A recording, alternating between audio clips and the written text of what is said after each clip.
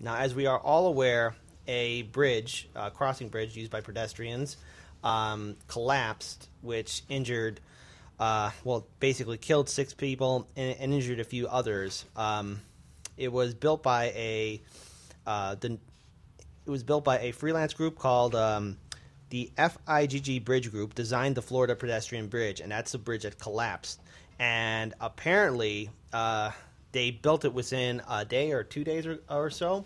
And so with that kind of oversight, I'm surprised that the thing even held for the amount of days that it was still built up. Because how are you going to build something, right, and then assume that it's going to be okay? We talked about infrastructure and failing infrastructure in the past, and this is just lack of oversight, lack of regulation. And just to let all of you know that this same firm will be building the new Klein Avenue Bridge, which will stretch for more than a mile, rising 10 stories above the Indiana Harbor and Ship Canal, and it'll open next year. Now, it's a $140 million project that will replace the old Klein Avenue Bridge, which was closed and condemned in 2009. So right off the bat, I'm so afraid to even cross that bridge, knowing that this same firm that built that pedestrian bridge in Florida is also the same firm that's building this bridge in Indiana.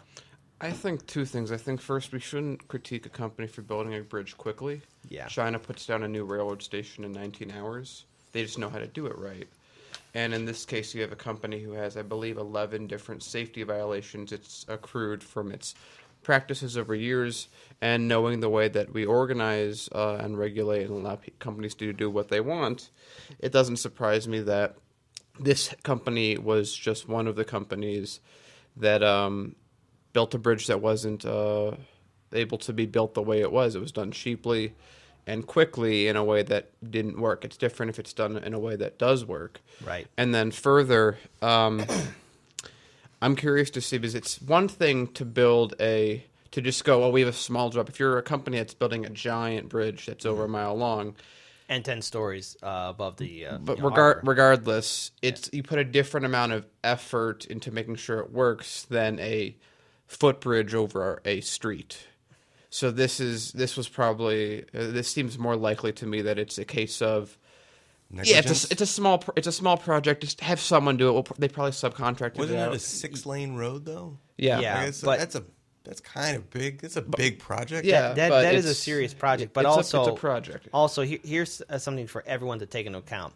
In 2003, the firm was sued by Delaware over what state officials called faulty engineering of the Indiana River Inlet Bridge that was never completed, and after it was discovered the embankments were unstable, FIGG paid out $5 million to settle the lawsuit. And in 2012, a 9-ton section of the FIGG bridge under construction in Virginia crashed onto railroad tracks below. The Commonwealth sued, saying it was pure luck no one was killed during that accident, which delayed opening of the bridge for more than 3 months.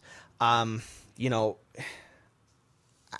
would not trust these guys to build anything. I mean, my greater point is that most of the bridges in the U.S.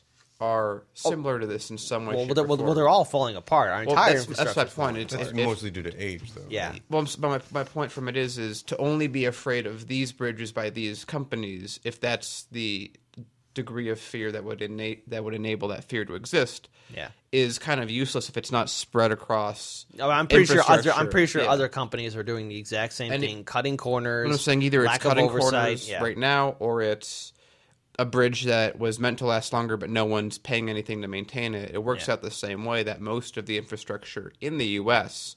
is not so dissimilar from this bridge that fell. Yeah. In this case, it just was really shoddily constructed, whereas those bridges were well constructed but poorly maintained. Poorly maintained, lack of oversight, lack of regulation on the state and federal level. And this is what we talk about, like regulations. Regulations aren't necessarily a bad thing. They're protections to protect people from private corporations that may decide to cut corners and put a lot of people's lives at risk. If we just look at these bridges, for example, there have been numerous times where, like, other large corporations have, used a lack of oversight to get away with what they wanted to do. Take, for example, in East Chicago, Indiana, where you have these large industrial factories and, refineries dumping toxins and poisonous material into our air and water. Well, I think my point, my kind of the greater point I'm trying to make is the U.S. doesn't care about infrastructure. Oh, of course, The U.S. yeah. doesn't put money into infrastructure. We used to put, I think, what was it, 5% of our GDP into infrastructure building and maintenance, and now I believe we put less than 0.5% of our GDP into it. So if you are a city or a town, you're going to have that same mindset of, we don't have money to spare, we don't have money to allocate for these construction projects, let's get the lowest bidder. And so this bridge that was put in Florida was most likely either a no-bid contract or it was a bid contract and they went with the lowest bidder because the U.S. doesn't care about infrastructure. We don't care about potholes. We don't care Yeah. that we have perfectly good bridges that we just don't maintain because we don't have the money to do it. Yeah. So because remember, the person buying the bridge, I believe, correct me if I'm wrong, if it's like the university directly or something, even if it was, they're not going, hey, I want to get a bridge that will stand the test of time. They say, I want a pedestrian bridge that people can walk over. Someone make it. Our priorities are different. Imagine if we had the same viewpoint when we were building the Hoover Dam, when we were building any of the highway system. Yeah. They would have never gotten built. Or if they did, they would just crumble the second they were put together. The second the Hoover Dam would have had pressure applied to it, would have fallen apart.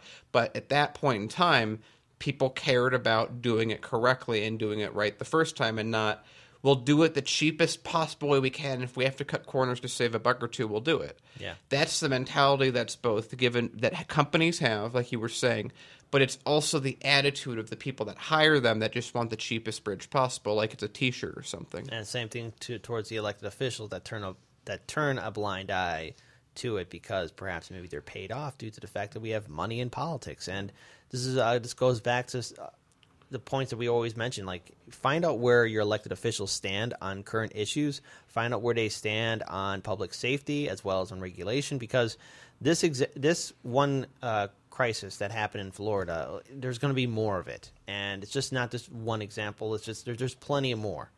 And it's up to all of us really to step up and make sure that we have a stable infrastructure that doesn't fall apart on us. I think ahead. to be clear, we're not criticizing the ability to build something quickly. Yeah. We're not criticizing the ability to build something cheaply. We're criticizing building something without adequate safeguards to the integrity of the works project. Right? The idea with this bridge is they kind of built it on the side of the road and then they kind of hoisted it into place and put it on its foundations. When you do that quickly, if you don't have adequate checks, if you don't have adequate testing, something like this is going to happen. I wonder, did it collapse? I don't know if you know this or not. Did it collapse after they had completed and were like, all right, it's all done, or were they still working on it? They hoisted it up and they were still working on it, but they had cleared traffic. They had closed traffic. They had cleared traffic but to they go did, again. But Okay. they didn't want to close it for so long because it's a very busy road and a lot of commerce goes down that road. So they had to very quickly turn it around and open that road back up. And it was premature, it seems. So when that bridge was cars were still going underneath that bridge, people were still actively working on it. And from what I can tell from the collapse, it collapsed in the center. So it looks Right. like it wasn't strong enough to even hold itself up, which if you had any engineer could tell you that, I'm sure. That seems like for a bridge that small, you could probably just get one engineer to look it over a day. I'm not an engineer. I don't know exactly what the process would be. Yeah. But that seems like something that would be very quickly picked up. I mean, that kind of a bridge problem seems like homework that would be done by sophomore engineering students. Right, yeah. Well- Can these materials hold this in this configuration properly? Oops, no. yeah. Maybe we shouldn't have built it and put it over 6 lanes of highway first to find that out.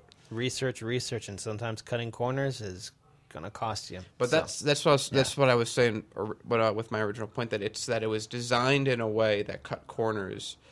It was designed in a way that I'd like to know who oversaw and checkmarked that bridge for safety. Yeah, hold them accountable. Because again, my point, a bridge that small shouldn't take more than one engineer that much time to just go, no, this won't work.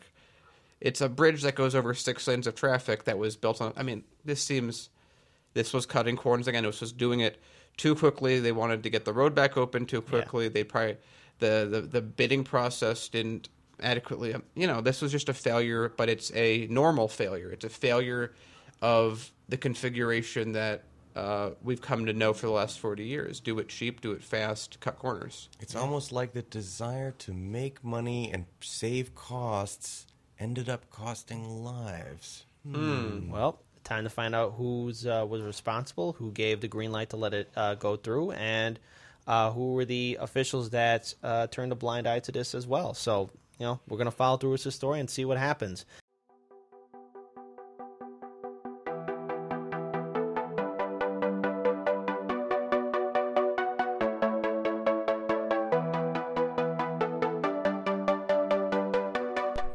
You're watching Hard Lens Media.